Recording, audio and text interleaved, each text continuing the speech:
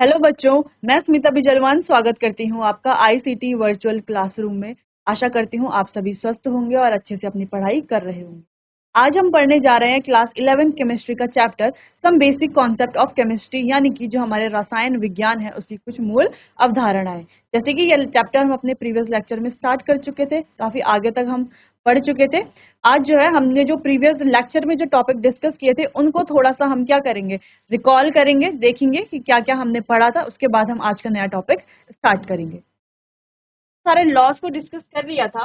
Loss के बाद जैसे कि एवोगैड्रो लॉ था, यहाँ पर हमने क्या था, इक्वल वॉल्यूम में सेम टेम्परेचर और सेम प्रेशर में क्या होता, equal number of moles of molecules होते हैं। क्या होते हैं? Equal number of moles of molecule. Equal numbers of mole यानी कि मोल की जो संख्या है और मॉलिक्यूल की जो संख्या वो क्या हो जाती है, बराबर हो जाती है। कब? जब क्या होता है, आयतन यानी कि जो वॉल्यूम है वो इक्वल होगा और टेम्परेचर और प्रेशर क्या होगा, सेम होगा, यानी कि तापमान और दाब क्या होगा, सेम होगा। ठीक। चलिए आगे हमने डाल्टन की एटॉमिक थ्योरी के बारे में पढ़ लिया था। हमने क्या कहा था कि जो डाल्टन हमारे साइंटिस्ट थे उन्होंने पोस्टुलेट दिए थे, कुछ सिद्धांत दिए थे। वो सिद्धांत क्या थे कि जो हमारा मैटर है वो बहुत छोटे छोटे पार्टिकल से बना है। जो छोटे छोटे पार्टिकल्स हैं उन्हें जो है एटम कहा जाता है। ठीक। दूसरी चीज, जो एटम होते हैं ना तो वो डिस्ट्रॉय होते हैं, ना तो डिस्ट्रॉय किया जाता है उनको, ना ही क्रिएट किया जा सकता है। ठीक है। फिर हमने क्या कहा था कि कुछ एलिमेंट्स क्या होते हैं, आइडेंटिकल होते हैं, तो उनका मास और प्रॉपर्टीज भी आइडेंटिकल होगी। और कुछ एलिमेंट यानी कि तत्व जो है वो आइडेंटिकल नहीं होते, वो एक दूसरे से भिन्न होते हैं, तो उनका मास और जो उनकी प्रॉपर्टीज होगी वो भी भिन्न भिन्न होगी। इसके अलावा हमने पढ़ा कि एटम्स क्या करते हैं, कंबाइन करते हैं और क्या बनाते हैं, कंपाउंड एटम्स बनाते हैं, जिन्हें की मॉलिक्यूल है ना। एटम्स क्या करते हैं, कंबाइन करते हैं। जो भी हमारे परमाणु होते हैं कंबाइन करते हैं तो परमाणु यौगिक बनाते हैं, जिसे कि मॉलिक्यूल कहा जाता है। ठीक। तो इसी तरीके से हमने कई चीजों के बारे में पढ़ा था और हमने यह भी पढ़ा था कि जो डाल्टन थे उनकी जो एटॉमिक थ्योरी थी, उन्होंने क्या किया, they do so in a fixed ratio by mass. Dalton theory could explain the laws of chemical combination. तो डाल्टन की जो थ्योरी थी, उन्होंने जो केमिकल कॉम्बिनेशन के हमने जो लॉज पढ़े थे पांचों, उनको भी क्या किया था, एक्सप्लेन किया था। ठीक। तो ये भी हम अच्छे से पढ़ चुके थे। वैसे ही हम क्लास 9th में भी थोड़ा बहुत हमने पढ़ा हुआ होता है, इसलिए हमें यहाँ पर जो है ज्यादा डिटेल में हम इसको नहीं पढ़ते हैं। ठीक। बाकी जितना हमने पढ़ा है आप उतना अच्छे से पढ़ लीजिएगा। एग्जाम डाल्टन थ्योरी के बारे में तो आपको इतना लिखना है। ठीक। चलिए, तो अब आगे बढ़ते हैं, हमारे नए टॉपिक को स्टार्ट करते हैं। अब नए टॉपिक को स्टार्ट करने से पहले दो चीज के हमारे टॉपिक्स हैं। एक है मोल कॉन्सेप्ट, जो हम अभी स्टार्ट करेंगे। इसके बाद हमारे कंसंट्रेशन टर्म्स।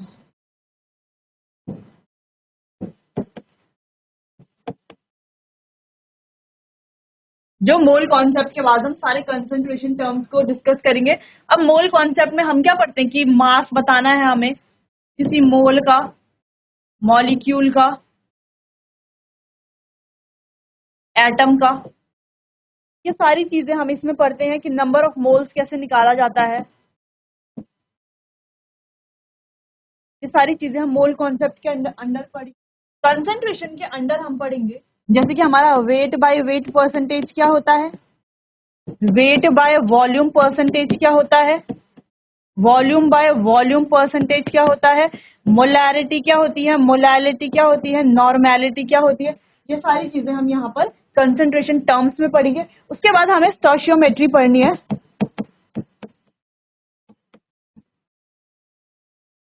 स्टोइचियोमेट्री पढ़नी कि कोई भी रिएक्शन है उससे हम कैसे बताएंगे, जो हमारे मोल्स हैं, मॉलिक्यूल्स हैं, कैसे हम वहां पर बताते हैं, कैसे हम फाइंड करते हैं, वॉल्यूम कैसे फाइंड करते हैं, अगर वॉल्यूम अलग है, मास मास भी दिया है, वॉल्यूम भी दिया है, तो कैसे हम जो है फाइंड करेंगे। ठीक है। तो ये सारी चीजें हम स्टोइचियोमेट्री में पढ़ते हैं और लास्ट में हम पढ़ेंगे लिमिटिंग रिएजेंट। लिमिटिंग रिएजेंट को फिर हम अच्छे से डिटेल में डिस्कस करेंगे। अभी तक जो हमने पढ़ लिया वो थोड़ा थ्योरेटिकल पार्ट था। वहां पर सारी चीज थ्योरी से ज्यादा लिंक थी, सारी चीजें में थ्योरीज ज्यादा थी। ठीक। अब हम जो पढ़ेंगे तो वहां पर कॉन्सेप्ट्स हैं और उसके अलावा हम यहाँ पर न्यूमेरिकल्स भी कई सारे करेंगे। ठीक। चलिए, ये सब अब हमें पढ़ना है। तो सबसे पहले हम मोल कॉन्सेप्ट से स्टार्ट करेंगे। सबसे पहला है मोल कॉन्सेप्ट।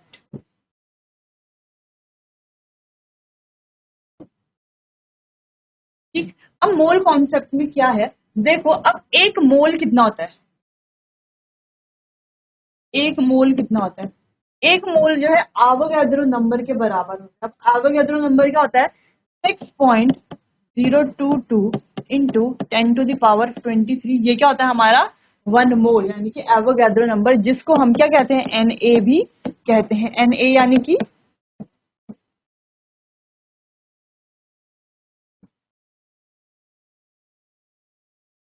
ठीक, क्या क्या है कहा जाता है इसे, एवोगाड्रो नंबर कहा जाता है।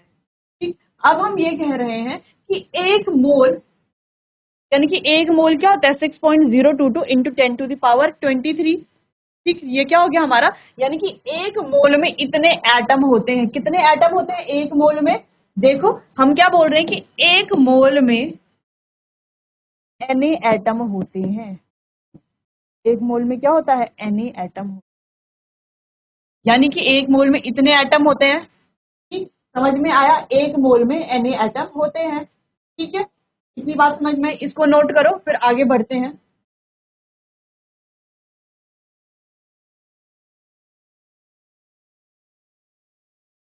ठीक, अब एक मोल, कोई भी एक मोल, अगर हम कहें कि एक मोल बुक है, एक मोल बुक यानी कि Na एटम, बुक्स के कितने, Na एटम बुक्स, एक मोल बुक यानी कि Na एटम बुक। अगर हम कहें ये हमारे पास क्या है, मार्कर, अगर हम कहें एक मोल मार्कर कितना होता है, मार्कर का एक मोल कितना है, ये जो हमारे पास मार्कर है इसका एक मोल कितना है, Na एटम मार्कर है, कितने एटम है, एक मोल में Na एटम है। ठीक, Na एटम मार्कर, इतनी बात समझ में आई, एक मोल कितना होगा, Na एटम बराबर होगा। ठीक है, Na के बराबर होगा एक मोल। चलो, अगर हम कहें कि 1 mole of carbon, 1 atom of carbon,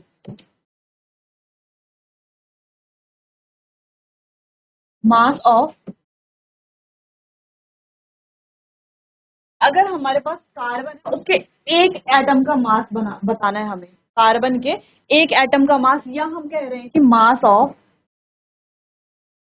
1 atom of oxygen, carbon का और ऑक्सीजन का एक एटम का मास बताना है। अब एक एटम का मास कैसे बताएंगे हम लोग, एक एटम का मास हम कैसे बता पाएंगे, देखो जैसे कि हमें पता है, देखो एटम में क्या होता है, देखो एटम में क्या होता है, हमें पूछा क्या जा रहा है, mass of 1 atom of carbon और mass of 1 atom of oxygen, एक एटम कार्बन का मास हमें बताना है।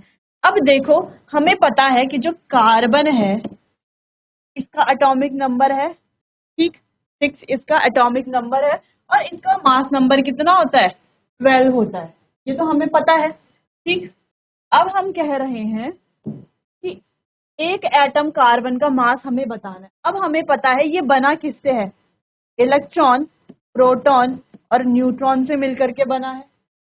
कितने इलेक्ट्रॉन है इसके पास, 6 इलेक्ट्रॉन है, 6 प्रोटॉन और 6 ही न्यूट्रॉन है। ठीक, अब मास किससे बनता है, प्रोटॉन और न्यूट्रॉन से मिलकर के बनता है। जब हमने एटम्स एंड मॉलिक्यूल्स के बारे में पढ़ा था ना इस चैप्टर में, अपने लगभग 1-2 लेक्चर पहले हमने पढ़ा था, तो वहां पर हमने एटम्स को निकालना सीखा था, एटम्स के बारे में अच्छे से डिस्कस किया था।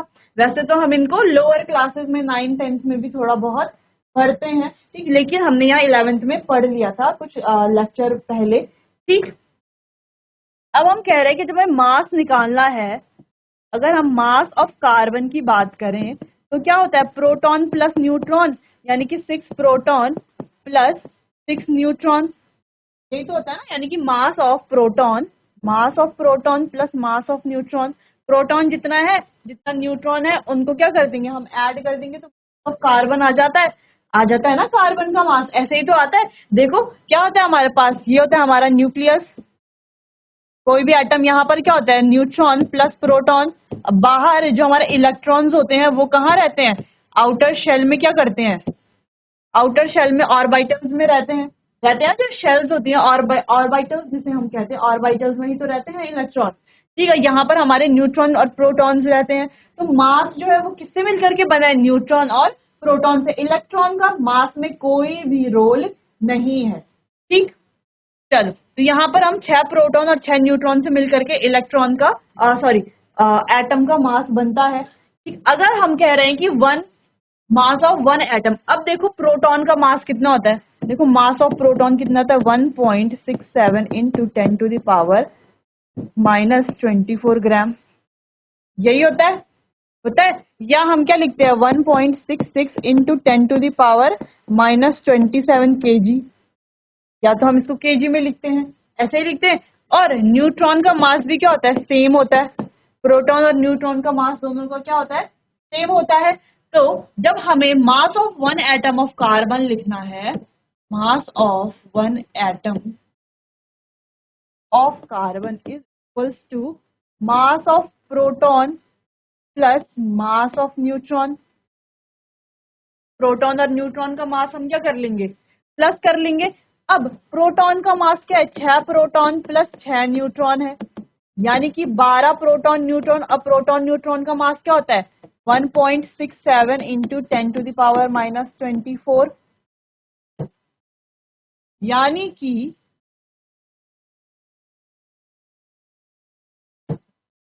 कि का मास कितना आ जाता है 12 AMU, यानी कि एक एटम ऑफ कार्बन का मास है 12 AMU, atomic mass unit. AMU का मतलब क्या होता है, AMU का मतलब होता है एटॉमिक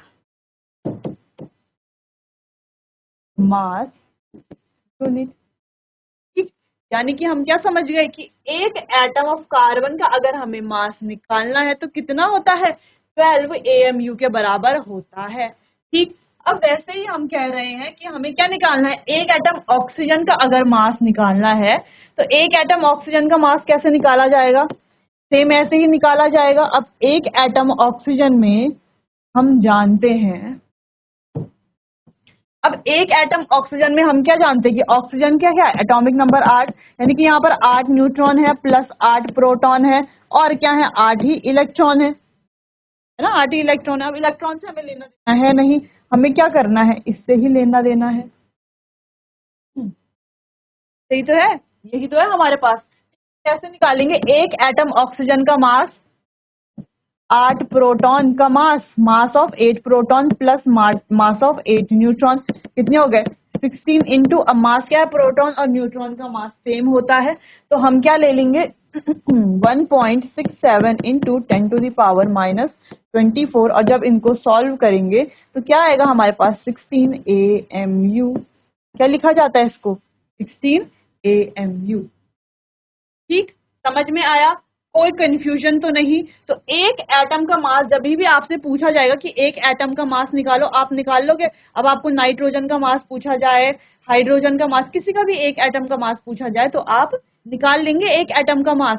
ठीक, चलो इसे अब नोट करो, फिर आगे बढ़ते हैं।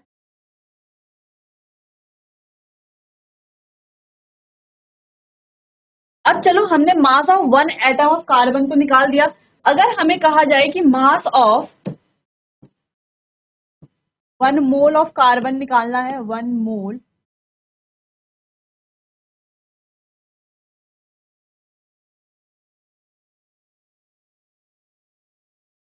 एक मोल कार्बन एटम का मास निकालना है। अभी तक हमने क्या निकाला था, मास ऑफ वन कार्बन एटम, एक कार्बन एटम का मास निकाला है। अब यहाँ पर कह रहा है कि एक मोल कार्बन एटम का मास निकालना है, कितना, एक मोल कार्बन एटम। अब देखो ज्यादा डिफिकल्ट, ऐसा ही करना है। अब एक मोल कार्बन एटम यानी कि एक मोल कितना होता है 6.022 इंटू 10⁻23 कार्बन एटम का मास निकालना। इसका मतलब क्या है, 1 मोल ऑफ कार्बन एटम का मतलब कितना होता है, हमने क्या पढ़ा था अभी कि एक मोल कितना बराबर है, देखो 6.022 इंटू 10⁻23 Na के बराबर है।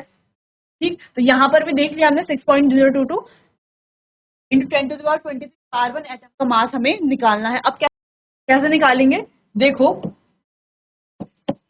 एक कार्बन एटम का मास कितना आया था 1.12 इंटू 1.66 इंटू 10⁻⁻24 इंटू एक मोल कितना है 6.022 इंटू 10⁻23। इनको जब हम मल्टीप्लाई करेंगे तो क्या आएगा 12 ग्राम आएगा।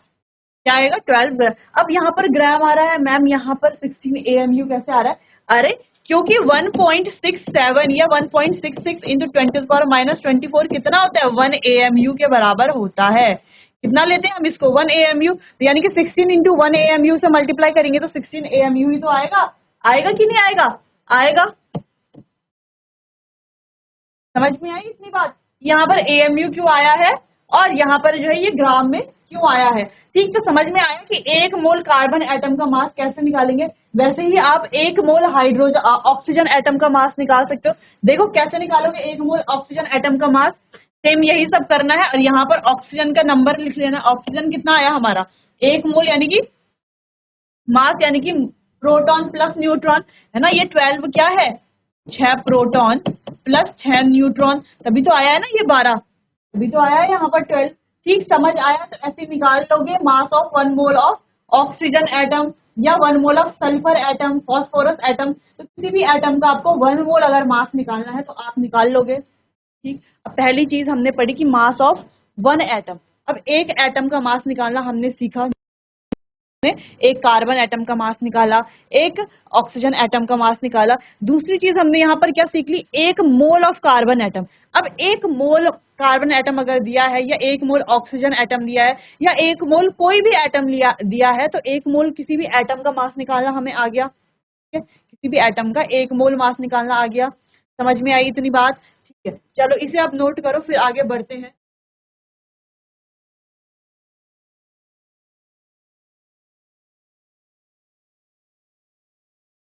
और ये मास जो है इसे क्या कहा जाता है? मोलर मास, एटॉमिक मास, यानी कि GAM।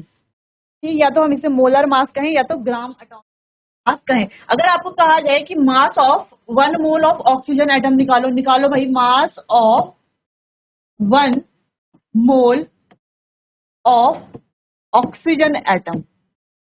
एक मोल ऑक्सीजन एटम का मास आपको निकालना है, यानी कि आपको क्या निकालना है? 6.022 इंटू 10⁻23 कार्ब ऑक्सीजन एटम का मास निकालना है। तो कैसे निकालोगे? देखो, पहले मास यानी कि जो प्रोटॉन और न्यूट्रॉन कितने होते हैं यहाँ पर? 8 proton 8 neutron 16 into 1 point mass कितना होता है प्रोटॉन न्यूट्रॉन का? 1.66 इंटू 10⁻24। ठीक, या 1.67 भी लेते हैं या 1.66 लेते हैं, तो आपकी आप जो भी लेना चाहे। वैसे तो 1.66 ही आप लें। ठीक, और साथ ही जो हमारा Na है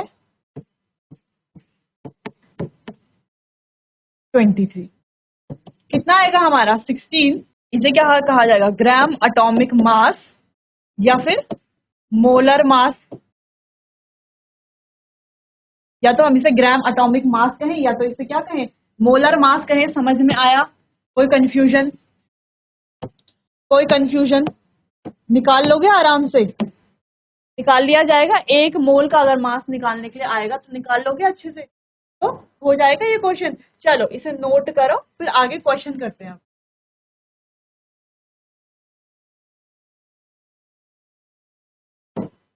एक क्वेश्चन है, find number of moles of oxygen atom present in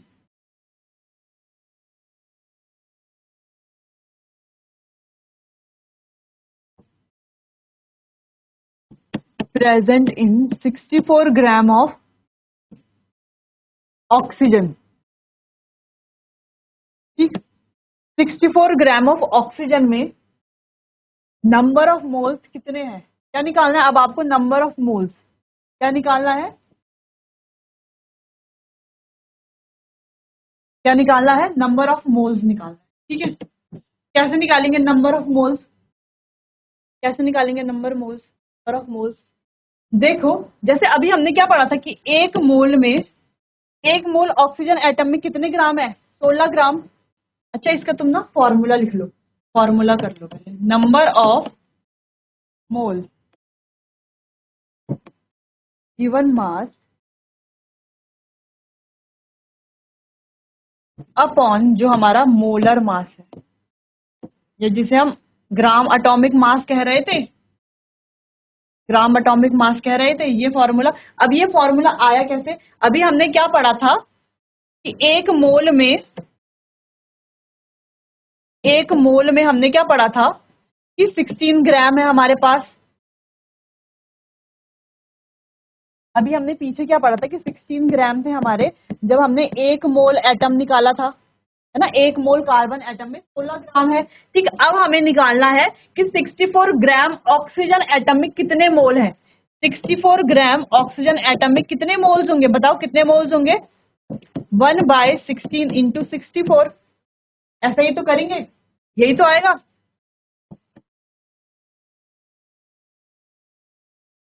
इतना ही तो आएगा, ऐसे ही तो करेंगे। तो सिंपली इसको हम सॉल्व कर लेंगे। 64/16, यही तो हमने अभी किया था ना कि क्या एक मोल में हमारे 16 ग्राम आ रहे थे। ठीक, एक मोल में हमारे कितने आ रहे थे? एक मोल ऑफ ऑक्सीजन एटम में हमारे कितने, जो हमने यहाँ पे सॉल्व किया कि 1 मोल ऑफ ऑक्सीजन एटम, तो एक मोल ऑक्सीजन एटम में हमारे कितने आ रहे थे? इतने आ रहे थे। अब हमें क्या निकालना है? नंबर ऑफ मोल्स निकालने हैं इतने ग्राम में। 64 ग्राम में कितने मोल्स आ रहे हैं, तो ऐसे ही तो निकालेंगे। ठीक, तो या तो हम ऐसे कर ले इसको, या तो हम फॉर्मूले में रख ले। अब फॉर्मूला क्या है देखो, फॉर्मूला भी सेम है ना। फॉर्मूला क्या है? Given mass. अब देखो गिवन मास कितना है यहाँ पर? 64 अपॉन मोलर मास। जो हमारा ऑक्सीजन है इसका मोलर मास कितना है? कितना होता है मोलर मास? जो हमने मोलर मास अभी निकाला था वो होता है 16। ठीक है,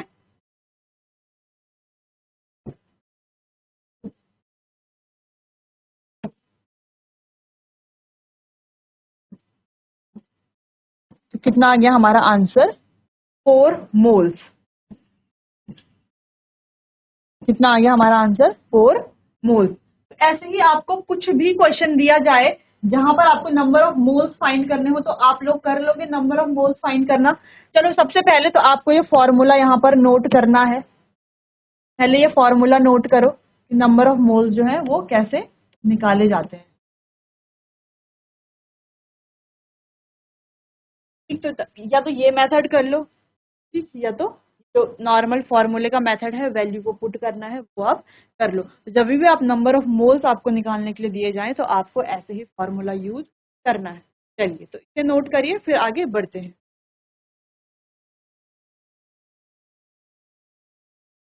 चलिए, तो आज के लिए बस इतना ही। कल हम जो है मोल कॉन्सेप्ट के और क्वेश्चन करेंगे जहां पर हम नंबर ऑफ मोल्स फाइंड करेंगे, फिर number of moles of atoms क्या होते हैं, मॉलिक्यूल्स क्या होते हैं, इनको कैसे फाइंड किया जाता है, ये भी हम आगे डिस्कस करेंगे अपने आने वाले अगले सेशन में।